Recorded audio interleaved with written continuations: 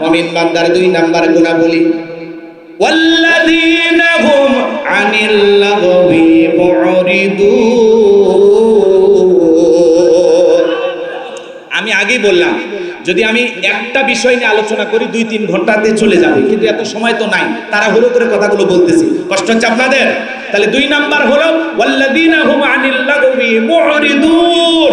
2 number গুণাবলী, অনর্থক কথাবার্তা বলা যাবে না, আজেবাজে কথা বলা যাবে না, অপ্রয়োজনীয় কথা বলা যাবে। আমাদের অনর্থক কথা আছে না নাই? এক জায়গায় বসে চা স্টলে বসলে দুনিয়ার সব গল্প, অমুক খারাপ তমুক খারাপ, এর সমালোচনা ওর সমালোচনা, মনে হয় গীবত কমিটির সভাপতি সেক্রেটারি বসে গেছে, কথা বলে ঠিক কিনা? এই যে সমালোচনা, এগুলো করা যাবে না। আপনি অনর্থক কথা কেন বলেন? আপনি কি ভুলে গেছেন আপনার জবানের প্রত্যেকটা কথা রেকর্ড করা হচ্ছে? মায়াল ফিজু মিন কাউলিন ইল্লা লাদাইহি রাকিবুন আতীদ। বান্দা এমন কোনো কথা বলে না যে কথা রেকর্ড করার জন্য আমার ফেরেশতারা নাই। আপনার জীবনের প্রত্যেকটা কথা রেকর্ড করা হচ্ছে, বলেন আল্লাহু আকবার। এই জন্য মুমিন বান্দা জবান দিয়ে যা খুশি তাই বলবে না। মুমিন বান্দা কথা বলবে ততটুকু প্রয়োজন, যতটুকু। অতিরিক্ত কথা বলার কোনো সুযোগ। কষ্ট হচ্ছে আপনাদের? কথাকে আমার বুঝতেছেন? মসজিদের ভিতরে যা দুনিয়াবি নানান গল্প, এখানে সেখানে যা আজে বাজে গল্প করি, এলাকার সব লোকের তত্ত্ব ওনার কাছে মনে হয় সিআইডি আছে না বাবা? অমুকের বউ খারাপ, অমুকের বেটা খারাপ, অমুক হুজুর খারাপ, তুমুক খারাপ, এ খারাপ সে খারাপ। আরে ভাই, সব মানুষ দুনিয়া তো খারাপ বানাইলেন, আপনি কত নাম্বার আল্লাহর ওলি? কথা কয় না। এই জন্য মানুষের সমালোচনা না করে কি করা লাগবে? নিজের আত্মসমালোচনা করা লাগবে। নিজের জিন্দেগির তুলুটেগুলো তালাশ করে আপনার কি কি সমস্যা, আপনি মানুষ হিসেবে কেমন, সেই জিনিসটা নিয়ে ভাবেন। নিজের যত আত্মসমালোচনা করবেন, নিজের জীবনের ভুল ত্রুটি যত তালাশ করবেন, তত আপনি পবিত্র হবেন, ভালো হবেন, আল্লাহর প্রিয় গোলাম হবেন। কথা বলে ঠিক না? এই জন্য দোকানপাটে চা স্টলে বৈশা মানুষের সমালোচনা করা বন্ধ করবো তো ইনশাআল্লাহ। তাহলে মুমিন বান্দা জবান দিয়ে সে কথা বলবে যে কথা বললে সব হয়, মনে থাকবে তো ইনশাআল্লাহ। মুমিন বান্দার 2 নাম্বার গুণাবলী, অনর্থক কাজ করা যাবে না। মুমিনের টাকা হলে মুমিন সিনেমা হল বানাবে না, যাত্রা গানের আয়োজন করবে না, গানের কনসার্ট দেবে না, মদের বার দেবে না, সিনেমা হল বানাবে না। মুমিনের টাকা হলে মুমিন মসজিদ বানাবে, মাদ্রাসা বানাবে, ঈদগাহ মাঠ বানাবে, কবরস্থান বানাবে। মুমিনের টাকা দিয়া জনগণের কল্যাণে সেই টাকা খরচ করবে। কথা বলে ঠিক কিনা? আমাদের সমাজে দেখেন না, টাকা হলে মসজিদে দেয় না, মাজারে যায় দেয়। এ কথা বলেন না কেন? দেওয়ানবাগির ভক্ত আছে না? হ্যাঁ, সেই দেওয়ানবাগির মাজার ভাঙ্গে তছনছ করে দিয়েছে। কথা বলে ঠিক কিনা? কি ভণ্ড পীর, কি ভুরি ছিল, আল্লাহর ওলি বিদায় নিয়ে গেছে। হেরো ভক্ত আছে না নাই? এজন্য মানুষ মসজিদে টাকা দিতে চায় না, যায় দেওয়ানবাগির মাজারে দেয়, বিভিন্ন মাজারে গিয়ে টাকা পয়সা দেয়। ভাই, মাজারে তো আল্লাহওয়ালা যদি হয়ে থাকে, উনি তো বিশাল আনন্দে আছে। কথা বলে না কেন? উনি তো পরম সুখে আছে। সত্যিকারী আল্লাহওয়ালাদের কোনো টেনশন নাই। কথা বলে ঠিক না? তা আপনি মাজারে টাকা দিয়ে কি করতেছেন? কি লাভ বলেন? ওই টাকাটা মসজিদে দেন, মাদ্রাসায় দেন, যারা গরিব দুঃখী এতিম অসহায় প্রতিবন্ধী আছে এদেরকে দেন। কথা বলে ঠিক কিনা? মাজারে টাকা দিয়া কোনো লাভ? এই জন্য মাজার পূজারী এক শ্রেণীর মানুষ আছে আমাদের দেশে, যারা মাজার পূজা বাংলাদেশে এমন ভাবে মাজারে যায় সিজদা দেয়, পীর সাহেবের পায়ে সিজদা দেয়। মনে রাখবেন, যারা মাজারে গিয়ে সিজদা দেয়, পীর সাহেবের পায়ে সিজদা দেয়, এটা নিঃসন্দেহে শিরিক। কথা বলেন ঠিক কিনা? এজন্য সিজদা পীরের পায়ে নয়, সিজদা মাজারে নয়, সিজদা হবে মসজিদে। কথা বলেন ঠিক কিনা? এজন্য ভণ্ড দেওয়ানবাগী তার মাজার ভেঙে জনতা গুড়িয়ে দিয়েছে। আমরা চাই এরকম ভাবে বিভিন্ন মাজারে আপনারা কেউ আক্রমণ করবেন না। প্রশাসন আছে, দায়িত্ব নেবে, আইন নিজের হাতে তুলে নেওয়া যাবে না। কিছু উৎসুক জনতা আছে, এরা আবেগ কন্ট্রোল করতে না পেরে দেওয়ানবাগীর মাজারে যা আছে সব ভেঙে তছনছ করে ফেলে দিয়েছে। আল্লাহু আকবার বলেন, একটু জোরে বলেন আল্লাহু আকবার। আমরা বলবো যে সমস্ত মাজারে শিরিক হয়, যে সমস্ত মাজারে মানুষকে মসজিদ বানানোর পাই তারা চলতেছে, মানুষের আবেগ নিয়ে খেলা হচ্ছে, সে সমস্ত মাজারগুলোতে এমন ভাবে দৃষ্টি রাখতে হবে যাতে মানুষ শিরিক না করার সুযোগ পায়। কথা বলে ঠিক কিনা? এই জন্য আমরা কেউ নিজের হাতে আইন তুলে নেব না। অনেক জায়গায় যুবকেরা এগুলো করতেছে, একদিক দিয়ে ভালো, আর একদিক দিয়ে এইভাবে আমরা যদি উগ্রতা প্রকাশ করি, এভাবে যদি আমরা উশৃঙ্খল হয়ে যাই, হিতে বিপরীত হয়ে যেতে পারে। কথা বলে ঠিক কি না? এই জন্য যা করব সতর্কতার সহিত ঠান্ডা মাথায় বুঝে আইন শৃঙ্খলা বাহিনীকে সঙ্গে নিয়ে কথা বলেন ঠিক কি না? মনে থাকবে তো ইনশাআল্লাহ? কষ্ট হচ্ছে আপনাদের? বিরক্ত হয়েছেন আমার উপরে? একটা তাকবীর দেন, লিল্লাহে তাকবীর। তাহলে মুমিন অনার্থক পথে টাকা পয়সা খরচ করবে না। মুমিনের টাকা হলে মুমিন মসজিদ বানাবে, মাদ্রাসা বানাবে। কথা বলেন ঠিক কি না? এই দিক খেয়াল করেন। মুমিন বান্দার 2 নম্বরে গুণাবলী, গভীর মনোযোগ দিয়ে কথাগুলো বোঝার চেষ্টা করবেন, শোনার চেষ্টা করবেন। মুমিন বান্দা অনার্থক কথাবার্তা বলবে না, অনার্থক কাজ করবে না, অনার্থক পথে টাকা পয়সা নষ্ট করা যাবে না। মুমিন বান্দাকে আল্লাহ রাব্বুল আলামিন যদি টাকা পয়সা দেয়, মুমিন বান্দা টাকা পয়সা খরচ করবে কার পথে? আরো জোরে বলেন, কার পথে? আল্লাহ রাব্বুল আলামিন আমাদের সবাইকে বোঝার তৌফিক দান করুন। জোরে বলুন আমিন। মুমিন বান্দার 2 নম্বর গুণাবলী, অনার্থক জিনিস কান দিয়ে শ্রবণ করা যাবে না। এই কান আল্লাহ গান শোনার জন্য দেয় নাই।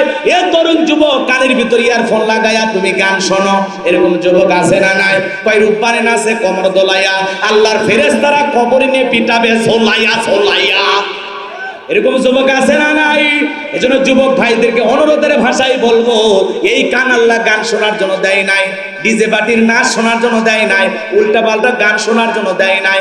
আল্লাহ পাক এই কান দিয়েছে ভালো কথা শ্রবণ করতে হবে, ওয়াজ নসিহত শ্রবণ করতে হবে, কোরআন তেলাওয়াত শ্রবণ করতে হবে। এই কান দিয়ে ভালো ভালো কথাগুলো শ্রবণ করার দরকার আছে না নাই? সিরাজগঞ্জের এক যুবক কানের ভিতরে ইয়ারফোন লাগাইয়া রেল লাইন দিয়ে হেঁটে হেঁটে যাচ্ছিল, ট্রেন এসে ধাক্কা মারিয়া 3 টুকরা করে থুয়ে গেছে। মরার পরে এখন কবরে যায় গান শোন। কথা বলে ঠিক কিনা? এজন্য যুবক রে, এত বড় উন্মাদ পাগল হওয়া যাবে? তাহলে গান বাজনা শ্রবণ করা যাবে? এগুলো শোনা জায়েজ না হারাম? তাহলে মুমিন বান্দার 2 নম্বর গুণাবলী, মুমিন বান্দা সেই কথা বলবে যে কথা বললে সব হয়। মুমিন বান্দা সমাজে সেই কাজ চালু করবে যে কাজ চালু করলে সব হয়। মুমিন বান্দা সেই জিনিসগুলো শ্রবণ করবে যেগুলো শুনলে সব হয়। এক কথায় সব আছে যেখানে, সব আছে যেখানে। কারা কারা আছেন 2 হাত তুলে দেখা, লিল্লাহে তাকবীর। হাত নামান, কষ্ট হচ্ছে আপনাদের। এইবার মুমিন বান্দার 3 নাম্বার গুণাবলী, আল্লাহ রাব্বুল আলামিন বলেন, ওয়াল্লাযীনা হুম লিয-যাকাতি ফাঈলুন। মুমিন বান্দার 3 নাম্বার গুণাবলী, আল্লাহ যদি মুমিন বান্দাকে নিসাব পরিমাণে ধন সম্পদের মালিক বানায়া দেয়, মুমিন বান্দাকে আল্লাহ যদি ধনী বানায়া দেয়, মুমিন বান্দা সক্রিয়ভাবে হিসাব করে করে বছরে একবার যাকাত দেবে। কার ভয়ে? যাকাত দেওয়া নফল না ফরজ? একটু জোরে বলেন, যাকাত দেওয়া নফল না ফরজ? নামাজ আদায় করা যেমন ফরজ, যাকাত দেওয়া তেমনি ফরজ। কথা বলেন ঠিক কিনা? যাকাত আল্লাহ তাআলা কেন দিলেন? যাকাত হলো অর্থনৈতিক ইবাদত। ভালো করে বোঝার চেষ্টা করবেন। যাকাত আসছে দারিদ্রতা বিমোচন করার জন্য, যাকাত আসছে অভাব মুক্ত সমাজ রাষ্ট্র দেশ করার জন্য, যাকাত আসছে দারিদ্র মুক্ত বাংলাদেশ করার জন্য, যাকাত আসছে রাস্তায় পড়ে থাকা অসহায় মানুষের মুখে হাসি ফোটানোর জন্য। যাকাতের মাধ্যমে রাস্তার এপারে 10 তালা এপারে গাছতলা এর ব্যবধানকে দূর করার জন্য। বলেন আল্লাহু আকবার। আল্লাহ যাদেরকে ধনী বানাইছে বছরে একবার যাকাত দিতে হবে। কার ভয়ে? যাকাত দেওয়া নফল না ফরজ? আল্লাহ পাক আপনাকে যে যাকাত দিয়েছেন ভালো করে বোঝেন, শতকরা 2.5% দিতে হবে। কয় লাখ টাকার, কয় হাজার টাকা যাকাত আসে, কয় কোটি টাকার, কয় লাখ টাকা যাকাত আসে, একটু হিসাব নিকাশ করে যাকাত দেওয়ার দরকার আছে না নাই? ভালো করে বোঝার চেষ্টা করবেন। আল্লাহর নবী মুসা আলাইহিস সালামের জামানায় একজন জালেমের আবির্ভাব হয়েছিল, এর নাম ছিল কারুন। এই কারুনকে আল্লাহ এত সম্পদ দিয়েছিল, এ বাজান গো আমার 70টা উট লাগতো চাবি বহন করতে। চাবি যদি এত হয় তালা কত, আর তালা যদি এত হয় সিন্ধুকে মাল কত। সেই কারুনের কাছে আল্লাহ নবী মুসা আলাইহিস সালাম গিয়েছিলেন, এ কারুন তোরে যাকাত দিতে হবে। কারুন ডেকে বলে আমি যাকাত দিতে পারবো না। আল্লাহ নবী মুসা আলাইহিস সালাম রাগান্বিত হয়ে ডেকে বলে, যাকাত না দিলে যাকাত আদায় করা হবে। আল্লাহু আকবার বলেন। যাকাত সহজে ধনীরা দিতে চায় না। এমনও ধনী আসে 1 কোটি টাকা যাকাত আসবে, 5-10 লাখ টাকা যাকাত দিয়া নিজের 90 লাখ টাকা যাকাত নিজে মেরে খায়। আছে না নাই? 2 লাখ টাকা যাকাত আছে, 10-20 হাজার টাকা দিয়ে বাকিটা মেরে খায়। আছে না নাই? জাকাত ধনীরা দিতে চাইবে না, জাকাত আদায় করা লাগবে। আর জাকাত যদি আদায় করতে চান তাহলে বাংলাদেশের অনেক মন্ত্রণালয় আছে, একটা জাকাত মন্ত্রণালয় চালু করতে হবে। আর এই জাকাত মন্ত্রণালয়ের দায়িত্ব দেওয়া লাগবে এদেশের বিজ্ঞ ইসলামী স্কলার, দিনের দায়ী আলেমদের কাঁধে। আল্লাহু আকবার বলেন। আমি বলবো কষ্ট হচ্ছে আপনাদের? ভালো করে বোঝেন। আল্লাহ নবী মুসা আলাইহিস সালাম ডেকে বলে জাকাত না দিলে জাকাত কি করা হবে? আদায় করা হবে। নবী মুসা আলাইহিস সালামের রাগ কম না বেশি? যে নবী, এদিক খেয়াল করেন, যে নবী রেগে গেলে মাথার টুপি ভেদ করে চুল খাড়া হয়। আল্লাহু আকবার বলেন। যে নবী রেগে গিয়ে আজরাইলকে পর্যন্ত চর মারছে। আল্লাহু আকবার বলেন। সেই নবীর মেজাজ এত কঠিন মেজাজ, এত রাগান্বিত পয়গাম্বার মুসা আলাইহিস সালামের চোখের দিকে তাকাইয়া কারণ বলে জাকাত দেব। কত দিতে হবে? আল্লাহর পয়গাম্বার বলে 2.5%। বলে আমাকে একটু সময় দেন, আমি হিসাব নিকাশ করে বলবো।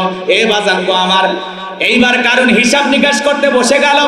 এত সম্পদ, এত টাকার মালিক, কয়েক হাজার কর্মচারী দিয়ে যদি জাকাতের টাকা দেওয়া হয় এরপরেও টাকা শেষ হবে না। এমনি তো কৃপণ, পায়ে স্যান্ডেল দেয় না ক্ষয় যাবে বলে, গায়ে জামা পরে না ছিঁড়ে যাবে বলে, সেই কৃপণ কি এত টাকা জাকাত দিতে পারে না? সেইবার কি করলো, এলাকায় একটা 2 নাম্বার মহিলা ছিল পতিতা, এর নাম ছিল সবদা।